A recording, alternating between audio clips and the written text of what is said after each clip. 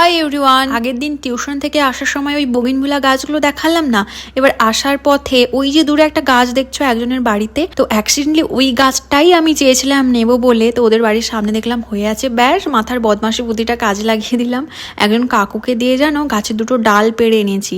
এবার মাকে বললাম, তো মা বললো গাছের দুটো ডালকে ওই একটু জলে ডুবিয়ে রাখতে, তাই ওটাকে একটু জলে ডুবিয়ে রেখে দিলাম।